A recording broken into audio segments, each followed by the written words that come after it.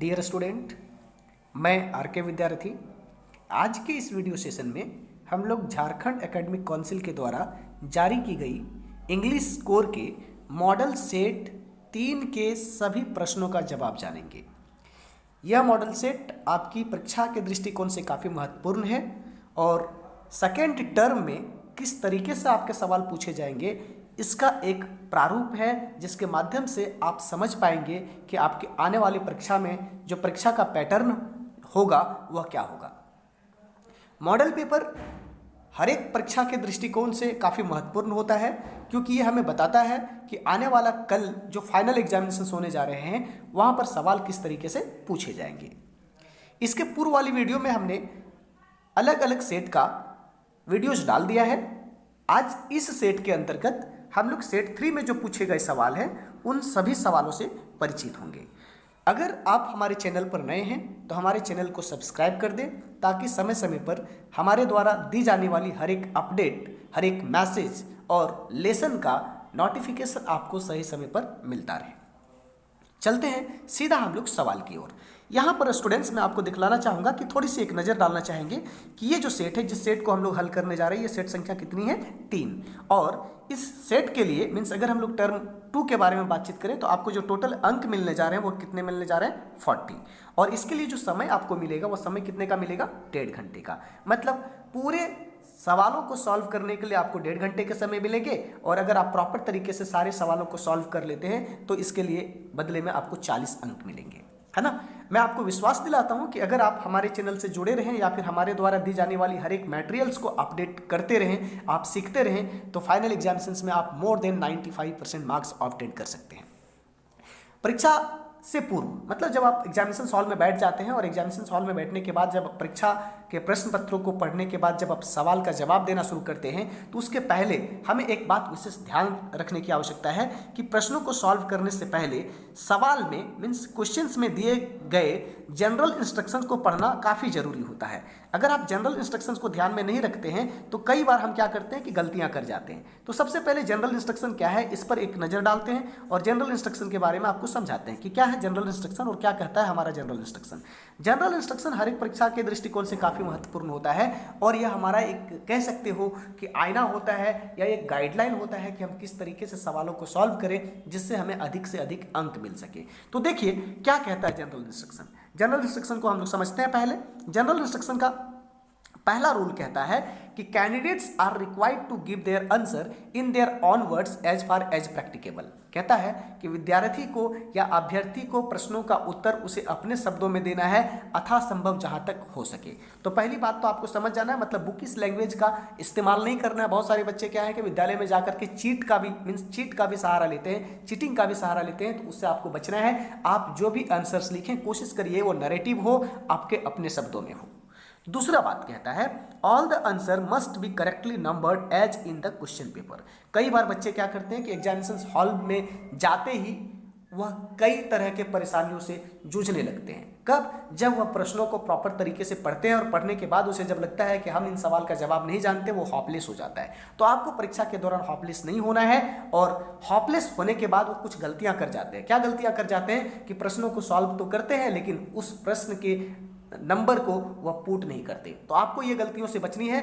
आपको क्या करना है कि जिस सवाल को आप सॉल्व कर रहे हैं उस सवाल का नंबर्स भी आपको लिखना है। ये सेकेंड हमारा इंस्ट्रक्शन है। तीसरा इंस्ट्रक्शन क्या कहता है? देखिए तीसरा इंस्ट्रक्शन कहता है all parts of a question must be written together. अब बच्चे यहाँ पर जो गलती करती है वो कौन सी गलती करती है उसके लिए भी मैं आपको बता दूं कि तीसरी बार जो गलतियाँ करती हैं, जो तीसरी गलती होने के चांसेस रहते हैं, वो गलती क्या रहते हैं कि बच्चे जब प्रश्नों को पढ़ते हैं ना, तो जैसे सपोज मान के चलो कि उस एक प्रश्न पत्र है जिस प्रश्न पत्र में 4 सेक्शन है, section A, section B, section C और सेक्शन डी। तो ऐसे स्थिति में बच्चे क्या करते हैं कि पहले वो सेक्शन ए के सवाल को सॉल्व कर लेते हैं। उन्हें लगता है कि चलो यार सेक्शन ए से ही सवाल को सॉल्व करना शुरू करते हैं, और जब वो सेक्शन ए के सवाल को सॉल्व करता है तो पता चलता है कि उस सेक्शन से मात्र 3 ही सवाल बना पा रहे हैं।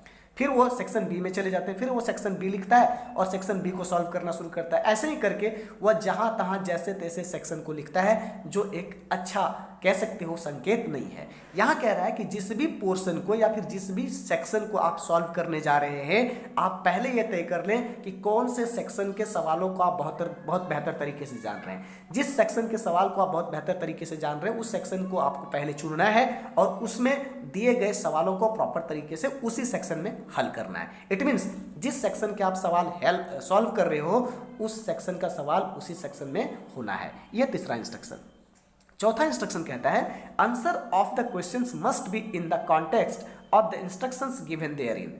अब कहता है कि कई बार बच्चे क्या गलती करते हैं कि उन्हें यह समझ नहीं आता है परीक्षा लिखने के दौरान कि हमें प्रश्नों का उत्तर कितने शब्दों में देना है। सपोज मान के चलिए कि प्रश्न कहता है कि आपको 50 शब्दों में जवाब देना है, तो आपको यह ध्यान रखना है कि उस सवाल का जवाब जो हो वह 50 शब्दों में ही हो। ऐसा ना हो कि उसे 100 शब्दों में ले जाया जाए, क्योंकि इससे आपका क्या होगा कि समय वेस्ट हो जाएगा और कई जाने पहचाने क्वेश्चंस आप नहीं सॉल्व कर पाएंगे। और अक्सर हम लोगों ने ऐसा अनुभव किया है, आपका भी यह अनुभव होगा कि परीक्षा हॉल में 3 घंटे कैसे बीत जाते हैं ये पता नहीं चलता है ना। तो कहीं ना कहीं आपको क्या करना है कि जो इंस्ट्रक्शन देता है, जितने शब्दों में लिखने के लिए कहता है, आपको उस इंस्ट्रक्शन को फॉलो करते हुए प्रश्नों का जवाब देना है। उम्मीद है कि आप जनरल इंस्ट्रक्शन को बहुत बेहतर तरीके से समझ गए होंगे। अब हम लोग चलते हैं सीधा सवाल की ओर। और आज का जो सवाल है, सबसे पहले कंप्रहेंशन है, पैसेज है जिसको हम लोग कहते हैं। और पहला जो पैसेज आप यहाँ पर देख पा रहे हैं सेक्शन ए में, ये सेक्शन ए में पैसेज जो है वह पैसेज दिया गया है बिल गेट्स के बारे में। किसके बारे में दिया हुआ है? बिल गेट्स के बारे में। बिल गेट्स कौन है ये आपको पता होगा, ठीक है, द फादर ऑफ माइक्रोसॉफ्ट हम लोग कह सकते हैं। तो बिल गेट्स कौन है उसके बारे में बताया गया है। बिल गेट्स के अंदर कौन कौन सी क्वालिटीज है इसके बारे में बताया गया है। बिल गेट्स ने कौन सी कंपनी को खड़ा किया, कौन सी कंपनी को एस्टैब्लिश किया, इसके बारे में चर्चा की गई है ना। तो इस पैसेज को मैं आपको यहाँ पर ब्रीफ में बताया। अगर आप इस पैसेज का कंप्लीट हिंदी चाहते हैं तो चैनल को सब्सक्राइब कर ले। मैं इसका कंप्लीट हिंदी वीडियोज भी डाल दूंगा, जहां पर जाकर के आप complete Hindi line by line समझ पाएंगे, जो आपको एग्जामिनेशन के दृष्टिकोण से काफी हेल्पफुल होगा। अब चलते हैं सीधा सवाल की ओर, देखते हैं कि बिल गेट्स से रिलेटेड मींस इस पैसेज से रिलेटेड कौन कौन से सवाल पूछे गए हैं। सवाल से पहले यहाँ पर कहता है कि अगर आप देखेंगे, सवाल से पहले एक इंस्ट्रक्शन दिया हुआ है। हर एक पोर्शन के सवालों को सॉल्व करने से पहले एक इंस्ट्रक्शन दिया हुआ रहेगा। यहाँ पर इंस्ट्रक्शन दिया है कि आपको किसी 5 प्रश्नों का उत्तर देना है ना। मतलब 5 से अधिक प्रश्न हैं, टोटल इसमें 7 प्रश्न पूछे गए हैं और इन 7 प्रश्नों में से आपको किसी 5 प्रश्न का चयन करना है और 5 प्रश्नों का जवाब देना है।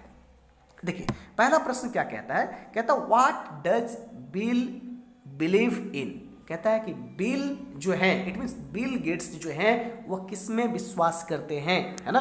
तो मैंने जो यहाँ पर आंसर डेवलप किया है वह आंसर पैसेज में ही दिया गया है। अगर आप पैसेज को बहुत बेहतर तरीके से समझते हैं तो उसके आधार पर आप आंसर लिखने में सक्षम हो जाएंगे और पैसेज को फॉलो करते हुए आपको जवाब भी देनी है। ऐसा नहीं कि हम अपने मन में जो आ रहा है उसको फॉलो करते हुए हम जवाब दें। तो एक बात आपको ध्यान रखना है कि जो भी जवाब आप देंगे वह पैसेज को फॉलो करते हुए देंगे। मैंने यहाँ पे जवाब दिया है पैसेज को फॉलो करते हुए। आप यहाँ पे देख पाएंगे मैंने लिखा है bill believes in achieving his goal through hard work. कहता है कि बिल बिलीव करता है अपने लक्ष्य को हासिल करने के लिए और उसके लिए जो विश्वास वो रखता है वो किस में रखता है? हार्ड वर्क में रखता है। देखिए यहाँ पर मैंने हार्ड वर्क लिखा है।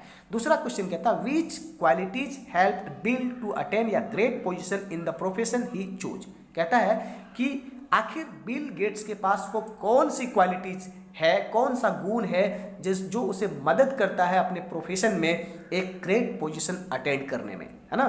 तो कहता है कि बिल वाज एम्बिशियस। क्या है कि बिल के पास एक लक्ष्य था, कंपेटिटिव एंड इंटेलिजेंट, वह कंपेटिटिव और इंटेलिजेंट पर्सनालिटी था। These qualities helped him to attend a great position in the profession he choose. और यही सारा क्वालिटीज जो है वह बिल गेट्स को अपने प्रोफेशन में ऊंचाई तक जाने में मदद करता है या मदद किया।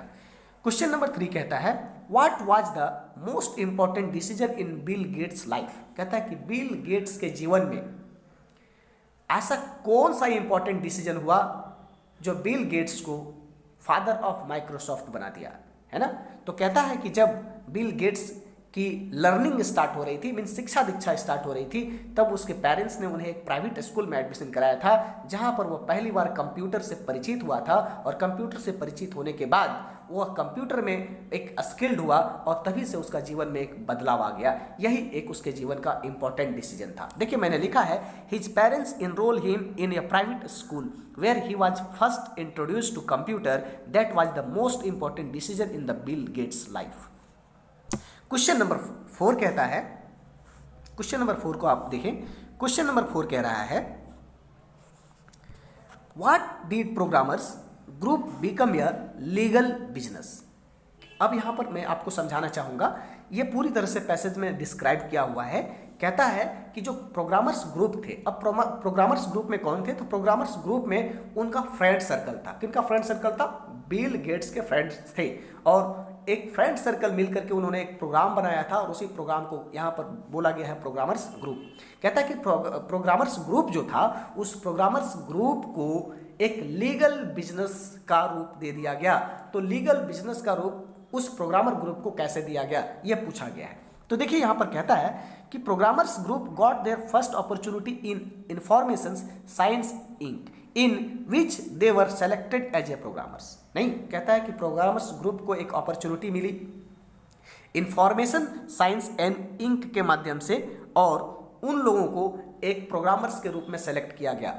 Information Science Inc agreed to give them royalties whenever it made money from any of the groups programmers. और इसके बाद क्या हुआ कि ये जो संस्था थी इंफॉर्मेशन साइंसेस इंक, वो तैयार हो गई इस ग्रुप को क्या देने के लिए? रॉयल्टी देने के लिए। As a result of the business deal signed with Information Sciences Inc, the group also become a legal business. ये बात अब आप समझ गए होंगे कि किस तरीके से प्रोग्रामर्स ग्रुप जो है वह उसको एक लीगल बिजनेस का रूप दे दिया गया।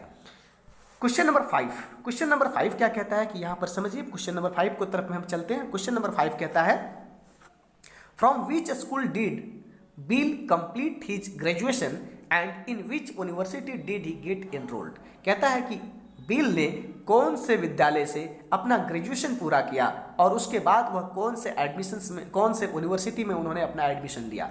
तो कहता है कि bill completed his graduation from lake side school. कहता है कि बिल ने अपनी जो पढ़ाई कंप्लीट किया, ग्रेजुएशन कंप्लीट किया, वो कहाँ से किया? लेक साइड स्कूल से किया। बाद में उन्होंने अपने आप को हार्वर्ड यूनिवर्सिटी में एडमिशन लिया। कब? 1973 में, on the best university in the country. और इस यूनिवर्सिटी को देश का सबसे बढ़िया यूनिवर्सिटी माना जाता है। Question number 6, which company did he form and what is the companies vision. कहता है कि बिल गेट्स ने कौन सी कंपनी को फाउंड किया या फिर कौन सी कंपनी का निर्माण किया। तो उन्होंने माइक्रोसॉफ्ट कंपनी का निर्माण किया, आपको पता ही होगा। तो कहता है he formed the company Microsoft. Company's vision is, कहता है कि कंपनी का जो विजन है वह क्या है? या computer on every desk and Microsoft software on every computer. तो कंपनी का विजन ये है कि हर एक डेस्क पर कंप्यूटर हो और उस कंप्यूटर में लगा हुआ सॉफ्टवेयर जो हो वह किसका हो? माइक्रोसॉफ्ट का हो, है ना। Question number 7, right the opposite word of. नहीं, कहता है कि जो शब्द दिए गए हैं उस शब्द का आप अपोजिट लिखिए। अपोजिट का मतलब क्या होता है? उल्टा, है ना।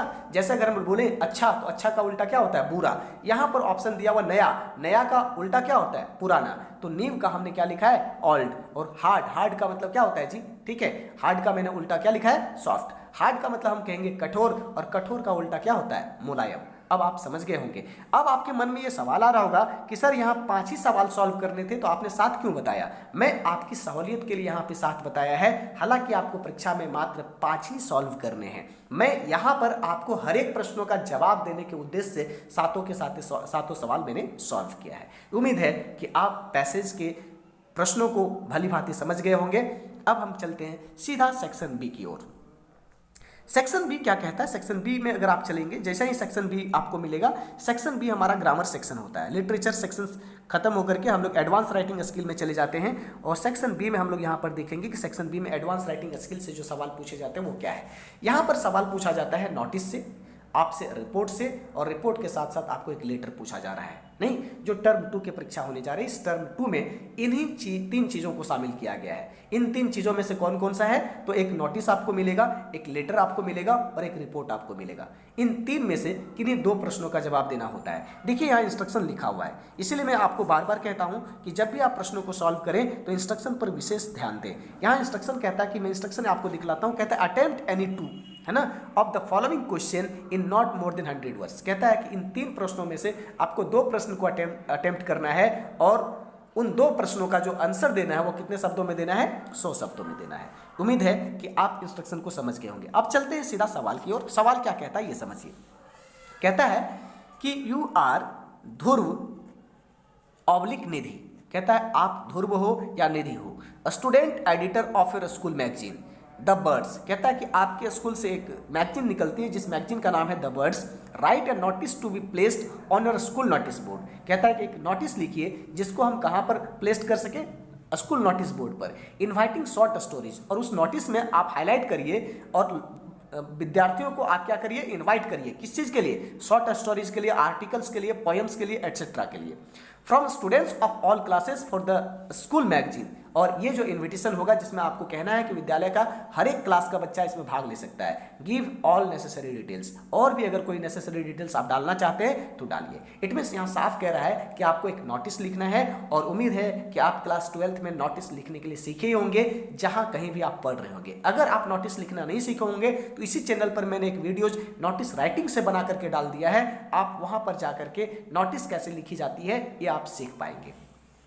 यहाँ पर मैं थोड़ा सा आपको बताना चाहूँगा इस पूरे सेशन के दौरान ही कि नोटिस हम लोग कैसे लिखते हैं। जब भी हम लोग नोटिस लिखते हैं तब सबसे पहले हम स्कूल का नाम लिखते हैं। अगर क्वेश्चन में स्कूल का नाम दिया हुआ हो तब हम क्वेश्चंस में दिए गए स्कूल का नाम चुनेंगे, और अगर क्वेश्चंस में स्कूल का नाम नहीं दिया हुआ हो तो हम इंडिपेंडेंट होते हैं, हम अपने ही विद्यालय का नाम चुन करके क्या कर सकते हैं? लिख सकते हैं। देखिए मैंने यहाँ पर लिखा है, देख पाएंगे कि मैंने इस नोटिस में एक विद्यालय का नाम ले लिया।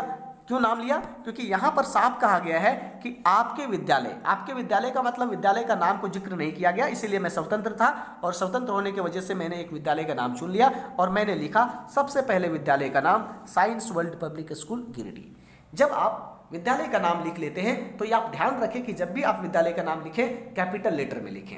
अब कई बच्चे ये सवाल करते हैं कि सर कैपिटल क्यों, स्मॉल क्यों नहीं? कैपिटल इसलिए सजेस्ट किया जाता है ताकि वह बड़ा दिखे और उस पर स्पष्ट नजर पड़ पाए। इट मीन्स हेडलाइन हमारा जो होता है, टाइटल जो हमारा होता है वह बोल्ड और कैपिटल होता है, इसीलिए सजेस्ट किया जाता है कि आप उसे कैपिटल लेटर में लिखें।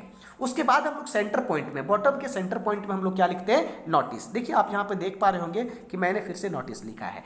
अब उसके लेफ्ट हैंड साइड में हम लोग क्या लिखते हैं? डेट। कौन सा डेट? जब हम नोटिस को पब्लिश करते हैं। नोटिस पब्लिश होने का डेट हमने लिखा है 1 फरवरी 2022।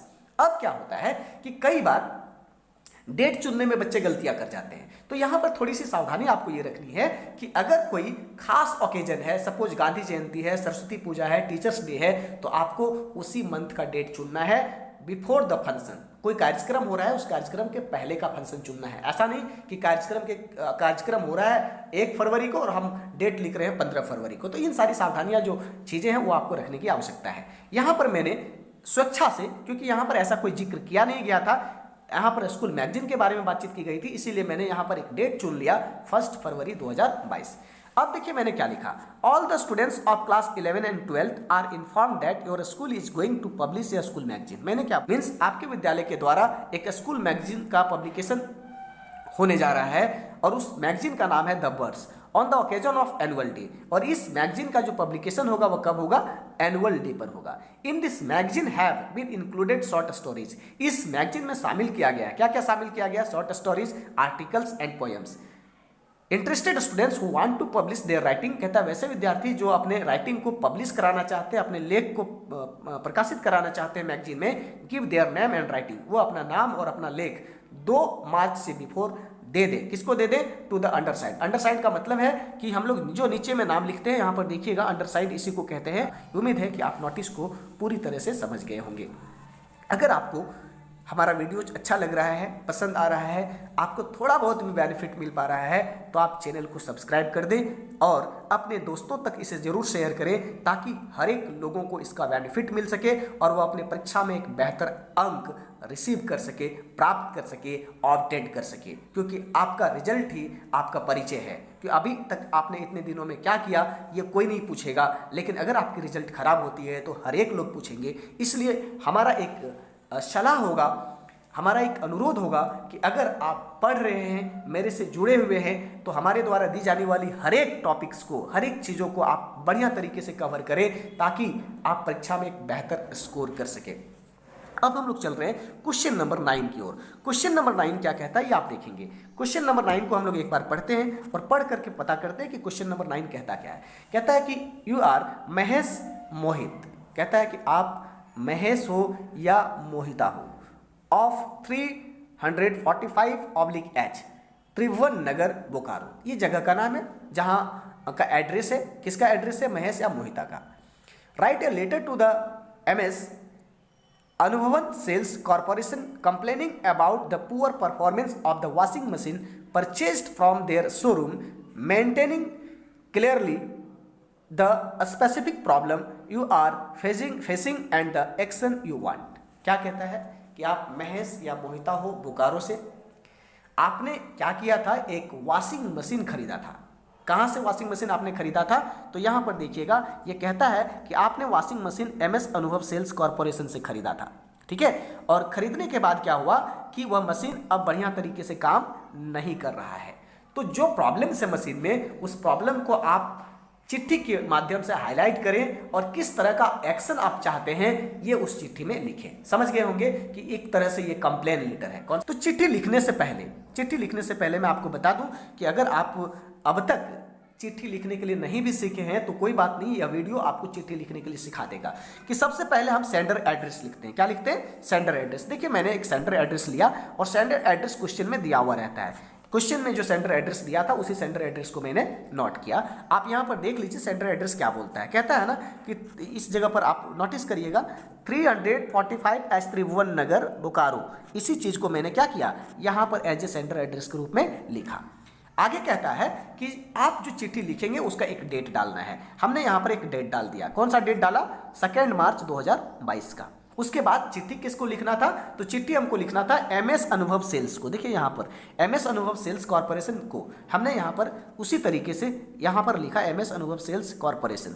उसके बाद हम लोग क्या करते हैं कि उसका एड्रेस लिखते हैं। तो ऑब्वियसली ये कहाँ का होगा? बोकारो का। और मैंने एक पिन कोड डाल दिया।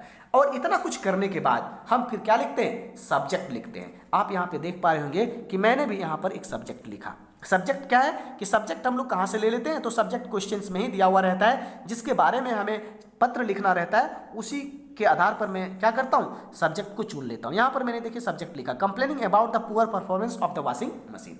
अब यहाँ तक आप समझ गए होंगे कि लेटर को हम लिखना कैसे स्टार्ट करते हैं। सबसे पहले सेंडर एड्रेस डालते हैं, फिर डेट डालते हैं। उसके बाद हम लोग क्या करते हैं कि जिसको चिट्ठी लिखनी होती है उसका डेजिग्नेशन या फिर उसके फर्म का नाम डालते हैं, उसके नीचे उसकी एड्रेस डालते हैं। देन आफ्टर हम लोग सब्जेक्ट स्टार्ट करते हैं। सब्जेक्ट स्टार्ट करने के बाद हम लोग सैल्यूटेशन वर्ड का इस्तेमाल करते हैं, सर या मैडम का। मैंने यहाँ पर सर का इस्तेमाल किया है, आप स्वतंत्र हैं, आप मैडम का इस्तेमाल कर सकते हैं। एक बात आपको ध्यान रखना है कि बच्चे क्या करते हैं ना कि कभी जैसे तैसे लिखते हैं। ऐसे नहीं लिखना भाई, कभी इधर इसको यहाँ पर लिखा तो ये वाला लाइन को इधर कर दिया, ये वाला लाइन को इधर कर दिया, ऐसे नहीं करना। आपको एक क्रमबद्ध तरीके से लिखना है, एक सीक्वेंस से लिखना है। जो फॉर्मेट होता है उसको फॉलो करते हुए लिखना है ताकि आपकी मेहनत का 100% रिजल्ट आपको मिल सके। अगर आप प्रॉपर तरीके से मेहनत नहीं करेंगे तो आपको जो अंक मिलेंगे वो भी प्रॉपर तरीके से नहीं मिलेंगे। अब देखिए हम लोग आगे चलते हैं कि सर लिखने के बाद हम लोग क्या करते हैं कि सर लिखने के बाद हम लोग स्टार्ट करते हैं लाइनिंग। क्या मैंने स्टार्ट किया? देखिए यहाँ पर I would like to draw kind attention towards poor performance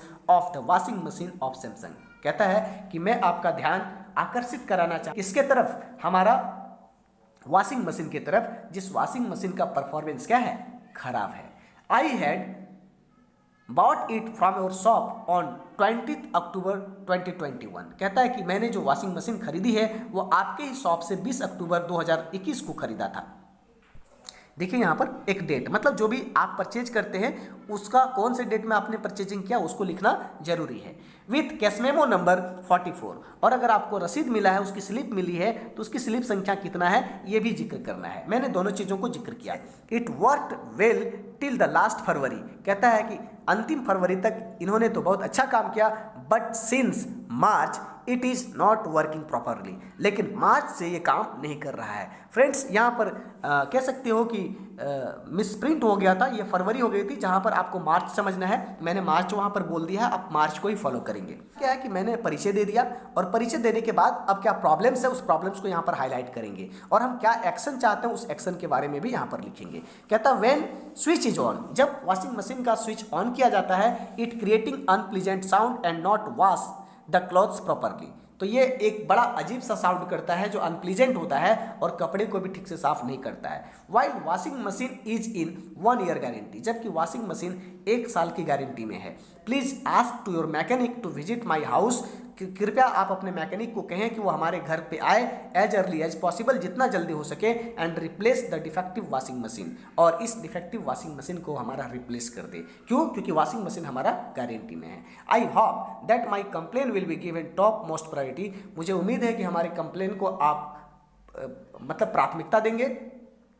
for this kind act I shall be obliged for ever, और इस कृपा के लिए मैं आपका हमेशा के लिए ऋणी बना रहूँगा, आभारी बना रहूँगा। उसके बाद हम लोग क्या करते हैं कि और ट्रूली लिखते हैं। जब हम लोग कम्प्लीमेंट्री क्लोज करते हैं, चिट्ठी को क्लोज करते हैं, तो हम लोग क्या लिखते हैं लेफ्ट हैंड साइड में योर्स ट्रूली। यहाँ पर आप देख पाएंगे कि यहाँ पर भी मैंने यहाँ पर और ट्रूली लिखा है। आप योर्स सिंसियरली भी लिख सकते हैं, योर्स फैथफुली भी लिख सकते हैं, लेकिन ध्यान रहे यहाँ पर मैं आपको बताना चाहूँगा, कई बार बच्चे गलतियाँ करते हैं, योर्स नहीं लिख करके योर लिखते हैं। तो योर नहीं लिखा जाता, योर्स लिखा जाता है। इस बात का आप पूरी तरह से ध्यान रखेंगे। उम्मीद है कि यह चिट्ठी या पत्र आपको पूरी तरह से समझ आ गया होगा।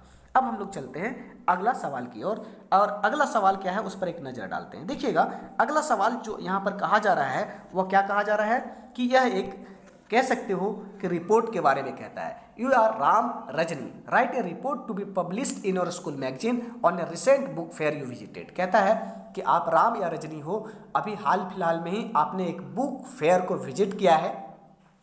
आप बुक फेयर के बारे में एक रिपोर्ट लिखिए जिसे आपके स्कूल के मैगजीन में पब्लिश किया जा सके।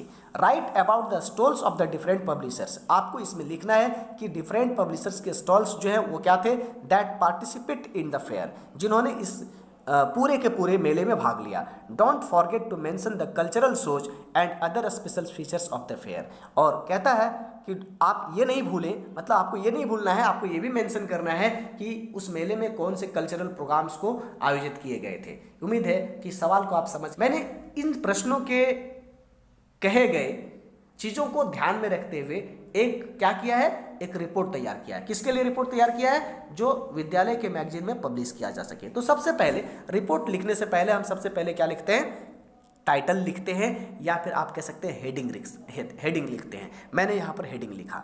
अब हेडिंग लिखने के जस्ट नीचे राइट हैंड साइड में जिसके द्वारा ये लिखा जा रहा है उसका नाम लिखते हैं। लिखा किसके द्वारा जा रहा है, राम या रजनी के द्वारा। हमने यहाँ पर रजनी चुना, और यह किस क्लास का स्टूडेंट है, क्लास 12। क्लास 12 क्यों? क्योंकि हम सभी क्लास 12 में हैं, और यह सवाल भी किस क्लास के लिए है, क्लास 12 के लिए, इसलिए मैंने यहाँ पर क्लास 12 लिखा। अब देखिए कि मैंने किन किन चीज़ों को इस पूरे के पूरे रिपोर्ट में शामिल किया। हमें शामिल करना है स्टॉल के बारे में, और हमें शामिल करना है कल्चरल शो के बारे में। उन सभी चीज़ों को हमने इसमें शामिल करने का प्रयास किया है। देखिए जल्दी जल्दी हम लोग इसको समझते हैं। कहता है I visited a book fair which was organised in circus Maidan Ranchi. कहता है कि हमने अभी अभी हाल फिलहाल में ही क्या किया है, एक बुक फेयर को विजिट किया है, और यह बुक फेयर कहाँ पर ऑर्गेनाइज किया गया था, सर्कस मैदान रांची में, बाय द स्टूडेंट क्लब। किसके द्वारा, स्टूडेंट क्लब के द्वारा। The fair was inaugurated by the honourable Jagannath Mahto, the education minister of Jharkhand. कहता है कि मेले का उद्घाटन माननीय जगन्नाथ महतो के हाथों किया गया, जो झारखंड के शिक्षा मंत्री हैं। In the fair there were several book stalls, मेले में कई बुक स्टॉल्स थे। All the book sellers arrange their books on their stalls, जितने भी बुक के विक्रेता हैं सभी विक्रेता अपने अपने स्टॉल्स में किताबों को अरेंज करके रखा है। All kinds of books are available in this fair, इस मेले में सभी प्रकार की किताबें उपलब्ध है। लाइक स्कूल्स बुक, किताबों स्कूलों में चलने वाली किताब, महाविद्यालयों में चलने वाली किताब, नॉवेल्स मीन्स उपन्यास, रिलीजियस बुक्स धार्मिक किताबें, mehndi, painting, art and craft, यहाँ तक कि रेसिपी से संबंधित भी किताब वहाँ उपलब्ध है। In the fair national and international publishers are present. मेले में राष्ट्रीय और अंतर्राष्ट्रीय लेवल के पब्लिशर्स भी उपस्थित है। या large number of book lovers were seen in the fair. मेले में बड़ी संख्या में पुस्तक प्रेमियों को देखा गया। They were buying books according to their taste. वे लोग अपनी अपनी रुचि के आधार पर किताब को खरीद रहे थे। Happiness was seen on their face. उन लोगों के चेहरे पर खुशियां देखी गई। They were very happy and thanking the organiser. वे लोग काफ़ी खुश थे और आयोजक को बहुत बहुत धन्यवाद दे रहे थे। The organiser said that the fair was organised for 1 week. आयोजकों ने यह कहा कि यह जो मेले की आयोजन की गई है वह 1 सप्ताह के लिए की गई है। The entry in the fair is free for the students. मेले में विद्यार्थियों के लिए प्रवेश बिल्कुल निःशुल्क है। हु हैव आइडेंटिटी कार्ड, जिसके पास आइडेंटिटी कार्ड हो, परिचय पत्र हो। He also said that in the evening different types of contests will be conducted like dancing, painting, singing etc. उन्होंने ये बताया कि प्रत्येक शाम में इस मेले में आयोजन किया जाएगा किन किन चीज़ों का, डांसिंग का, पेंटिंग का एंड सिंगिंग कॉम्पिटिशन्स का। इन विच कॉलेज और school level students can take participate. और इस तरह के कल्चरल एक्टिविटीज़ में कॉलेज और स्कूल लेवल स्टूडेंट्स भाग ले सकते हैं। The winner will be awarded and given certificate at the last day of fair. मेले के अंतिम दिन में विनर्स को मीन्स विजेता को क्या दिया जाएगा, सर्टिफिकेट दिया जाएगा और उन्हें पुरस्कृत किया जाएगा। People were saying that such type of fair should be organised everywhere. लोग जो है वो ये कह रहे थे कि इस तरह का मेला का आयोजन हर एक जगह किया जाना चाहिए, है ना। उम्मीद है कि अब आप रिपोर्ट को पूरी तरह से समझ गए होंगे। सेक्शन सी क्या कहता है, नजर डालें। सेक्शन सी में स्टूडेंट्स हमेशा लिटरेचर बुक से सवाल उठाए जाते हैं। यहाँ पर भी लिटरेचर बुक से ही सवाल उठाया गया है। और लिटरेचर बुक आपको मैं बता दूँ कि अगर क्लास 12th के स्टूडेंट हैं, अगर आप क्लास 12th के स्टूडेंट हैं तो हमें यहाँ पर 2 किताब पढ़ने को दिया गया है। एक का नाम फ्लेमिंगो है, दूसरे का नाम विस्तास है। इसका मतलब है सेक्शन सी में पूछे गए सवाल जो होंगे वह विस्तास से होंगे या फ्लेमिंगो से होंगे। चलिए अब चलते हैं हम लोग सवाल की ओर, देखते हैं कि आखिर कौन कौन से सवाल यहाँ पर पूछा गया है सेक्शन सी में। कहता है कि सवालों को सॉल्व करने से पहले हम लोग फोकस करेंगे उसके इंस्ट्रक्शन पे। इंस्ट्रक्शन क्या कहता है देखिएगा, answer any 5 of the following questions in not more than 50 words. कहता है कि यहाँ पर आपको मात्र 5 सवाल सॉल्व करने हैं। सेक्शन सी में कितने सवाल सॉल्व करने हैं, 5 सवाल सॉल्व करने हैं। और यहाँ पर सवाल की संख्या जो होगी वह 5 से अधिक होगी। इट मीन्स यहाँ पर भी सवालों की संख्या 7 होती है और उस 7 में से 5 सवालों का जवाब देना होता है। देखिए कौन कौन से सवाल हैं यहाँ पर।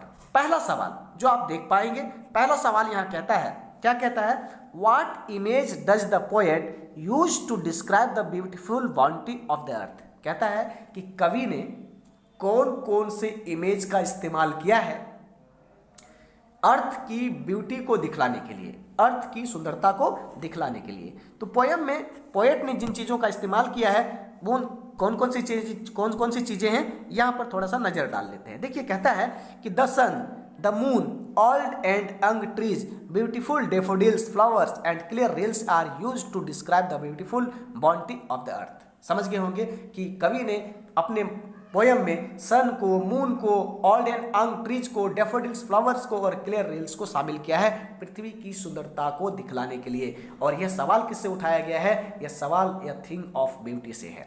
अब हम लोग अगला सवाल की तरफ में बढ़ रहे हैं। अगला सवाल कहता है, what did the city people complain about in the poem road side stand. यहाँ पर पोयम का नाम ऑलरेडी पहले से बता दिया गया है। पोयम का नाम क्या बताया गया है, पोयम का नाम कहता है कि यह पोयम का नाम है या रोड साइड स्टैंड, है ना। अब कहता है कि रोड साइड स्टैंड जो है, उस रोड साइड स्टैंड में जो सिटी पीपल क्रॉस करते हैं वो लोग कंप्लेन करते हैं, शिकायत करते हैं। किसकी शिकायत करते हैं, रोड साइड स्टैंड जो लोग अपने स्टॉल लगाते हैं, अपने जो दुकान खोलते हैं उसकी शिकायत करते हैं। क्या शिकायत करते हैं देखिए, कहता है the city people complain that the roadside stand, city people complain करता है रोड साइड स्टैंड वाले लोगों का, with its artless paint ruined the beauty of the nature. वो लोग ये कहते हैं कि इन लोग जिस तरीके से झुग्गी झोपड़ी लगा करके अपनी दुकान खोल लेते हैं, जिससे प्रकृति की सुंदरता को क्या कर दिया जाता है, खराब कर दिया जाता है, बर्बाद कर देता है। They sell poor qualities fruits. वो लोग ये कहते हैं कि यहाँ पर बिकने वाली सामान जो होती है, फल जो होते हैं वो क्या होते हैं, पुअर क्वालिटी के होते हैं, घटिया किस्म के होते हैं। Another complaint is that letter are wrongly written. यहाँ तक कि वो लोग ये भी कंप्लेन करते हैं कि यहाँ पर लिखे गए शब्द जो होते हैं वो रॉन्गली होते हैं, गलत होते हैं। समझ गए होंगे कि सिटी पीपल क्या कंप्लेन करते हैं। क्वेश्चन नंबर 13 कहता है how was the peddler treated at the crofter's cottage. कहता है कि पैडलर जो है वह ट्रीटेड किया गया, मीन्स पैडलर को स्वागत किया गया किसके द्वारा, क्रॉफ्टर के द्वारा। कहाँ पर, क्रॉफ्टर के कॉटेज में। तो कहता है कि क्रॉफ्टर ने पैडलर का स्वागत कैसे किया, है ना। तो कैसे किया आपको पता होगा कि जो क्रॉफ्टर था वह काफ़ी दिनों से अकेला रह रहा था, क्योंकि उसके कोई ना कोई बच्चे थे ना कोई पत्नी थी, और वह बुढ़ापे की उम्र में थी। इसीलिए वह हमेशा चाहता था कि कोई उसे एक ऐसा व्यक्ति मिले जिसके साथ वह शेयर कर सके, बातचीत कर सके। आज उसे एक मौका मिला कि उसके घर पर कौन आया, एक पैडलर आया, और उस पैडलर के साथ उन्होंने मैजोलिस खेला, मीन्स कार्ड खेला, उसके लिए रात्रि भोजन बनाया। नहीं, इस तरीके से उन्होंने उस पैडलर का स्वागत किया। देखिए कैसे किया। Peddler needed shelter for the night so he knock the door of A cottage. Peddler को रात में ठहरने के लिए जगह चाहिए था, इसीलिए उन्होंने एक दरवाजे को खटखटाया।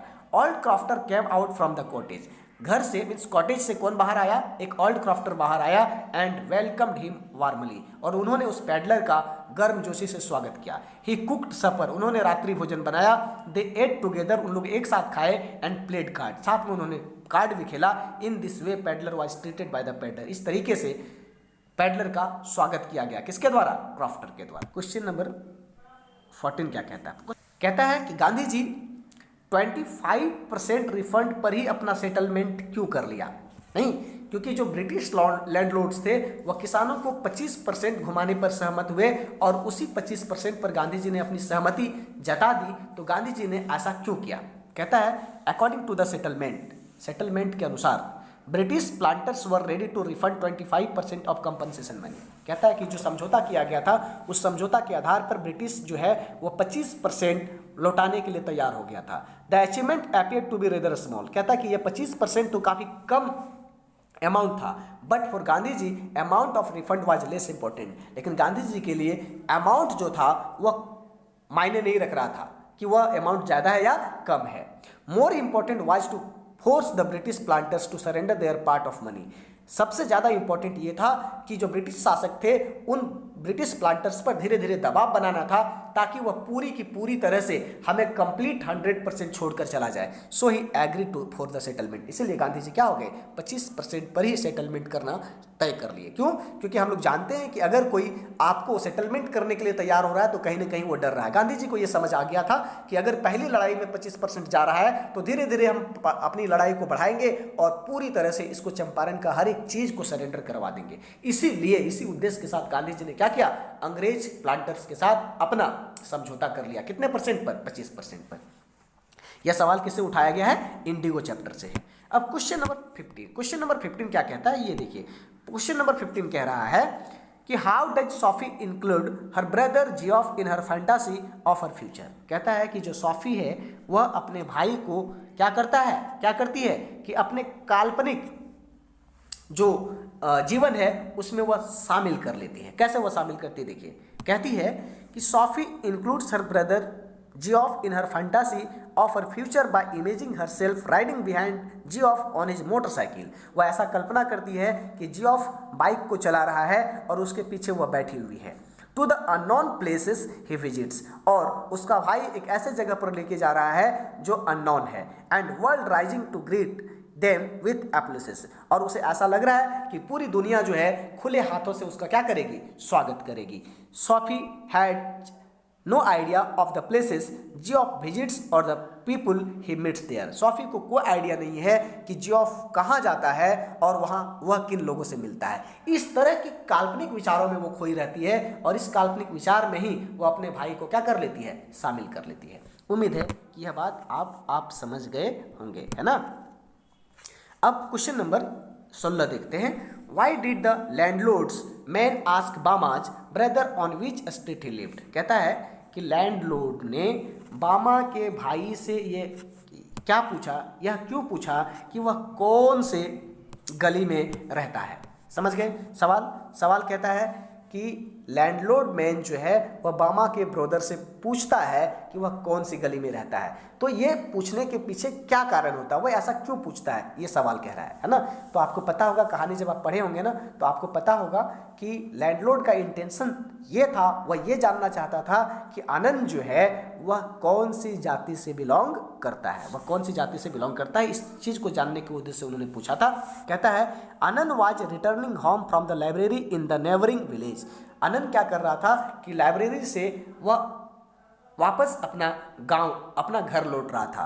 When the landlord man asked him his name, तभी जो है लैंडलॉर्ड उससे पूछता है कि तुम्हारा नाम क्या है। Then he wanted to know where Anand lived, उसके बाद वो जानने की कोशिश करता है कि आनंद कहाँ रहता है। He asked this to ascertain Anand's caste, वह इसलिए ऐसा पूछना चाहता था ताकि वह पता लगाना चाहता था कि आनंद कौन से जाति से बिलोंग करता है। Because all the lower caste lived in one area of town, क्योंकि जितने भी लोअर कास्ट के लोग होते थे वह टाउन के एक कस्बे में रहते थे। तो आनंद से पूछने का मतलब ये था कि वह जानना चाहता था कि आनंद कौन सी जाति से बिलोंग करता है। Question number 17, why does Derry mother not want him to go back to visit Mr Lamb. कहता है कि जो डेरी की मदर है, वह डेरी की मदर डेरी को वापस लैम से मिलने के लिए जाने नहीं देना चाहती। ऐसा वो क्यों करती है ना।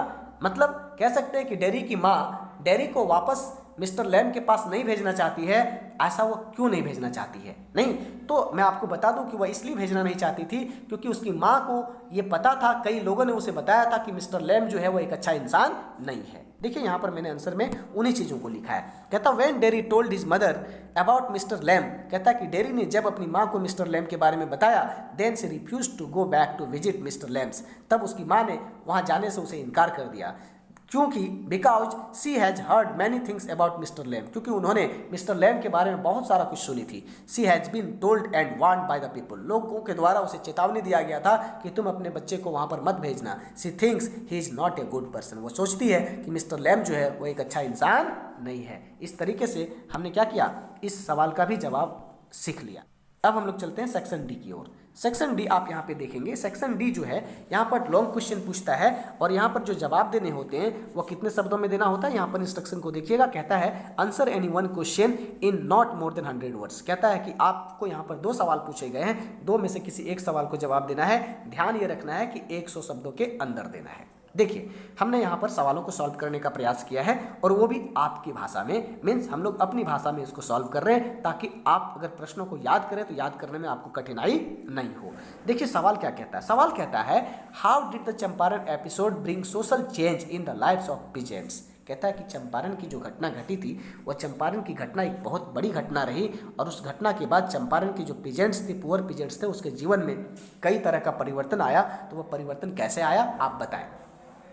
मैंने यहाँ पर बताया है कि after getting refund from the Britishers it boost confidence in the peasants and remove their mortar fear of the British. कहता है कि जैसे ही ब्रिटिश शासक लोग 25% मुआवजा देने के लिए तैयार हो गया तो किसानों का जो कॉन्फिडेंस था वो बूस्ट कर गया, मतलब कॉन्फिडेंस बढ़ गया। ठीक है, और इस तरीके से and remove their mortar fear of the British, और इस तरीके से क्या है कि ब्रिटिश शासकों के प्रति जो डर था वह डर क्या हो गया, खत्म हो गया। They were made aware of his rights and developed courage to fight for them, और इस तरीके से जो किसान थे उनको जगाया गया, उसको जागरूक किया गया, उसके अधिकारों को बताया गया कि उसके कौन से अधिकार हैं और उन लोगों से लड़ने के लिए उसे तैयार किया गया। With in a few years the British planters abandoned there state, और कुछ ही वर्षों के बाद ब्रिटिश प्लांटर्स वहाँ से क्या हो गए, भाग गए। Which were given to the peasants, और उनके जाने के बाद वहाँ का जितनी भी जगह जमीन थी वह जगह जमीन किसे दे दिया गया, चंपारण के किसानों को दे दिया गया। Slowly Indigo share croppers disappeared from the district of Champaran, और धीरे धीरे करके जो इंडिगो शेयर क्रॉपिंग वहाँ पर था वह शेयर क्रॉपिंग का मामला पूरी तरह से खत्म हो गया और चंपारण का जो साम्राज्य था, खेती लायक भूमि था, या फिर कह सकते हैं पूरी तरह से जो साम्राज्य था वह चंपारण के लोगों को सौंप दिया गया। However the most radical change that the episode brought about was in their social and cultural standards, और इस तरीके से चंपारण के किसानों के बीच में सोशल और कल्चरल चेंजेस में बहुत बड़ा बदलाव आया। Gandhi opened schools in 6 villages, Gandhi ji ने 6 गांवों में स्कूल खोले। His wife to pains to make the peasants aware, और गांधी जी की पत्नी कस्तूरबा बाई ने वहाँ के किसानों को अवेयर किया, मीन्स बताया, जागरूक किया of the importance of general sanitation, साफ सफाई के बारे में, एंड पर्सनल हाइजीन, और व्यक्तिगत रूप से हम कैसे स्वच्छ रह सकते हैं, इन सारी चीज़ों की जानकारी दिया। इस तरीके से चंपारण के किसानों का जो सोशल परिवर्तन आया, या फिर कह सकते हैं पर्सनल चेंजिंग भी आया। नहीं, चलिए अगला सवाल कहता है question number 19, how does Jo want the story to end and why, कहता है कि जो कहानी को किस तरीके से ख़त्म करना चाहती है, या फिर क्या सुनते हुए कहानी को ख़त्म करना चाहती है।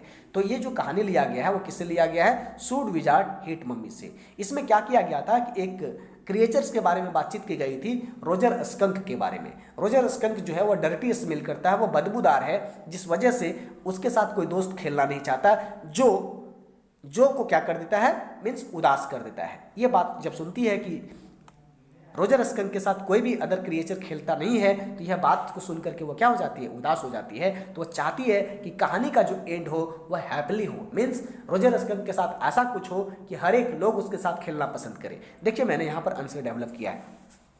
कहता है कि Jo is the 4 years old little daughter of Jack, जो 4 साल की है और वह जैक की बेटी है। हर फुल नेम इज जॉन, और उसकी पूरा नाम जॉन है, बट सी इज कॉल्ड जो इन शॉर्ट, लेकिन संक्षेप में उसे जो के रूप में पुकारा जाता है। Her father Jack tells her stories out of his head, उसके पिताजी उसे कहानी सुनाते हैं, और वो कहानी क्या होता है, काल्पनिक होती है, वो आउट ऑफ हिज हेड होता है।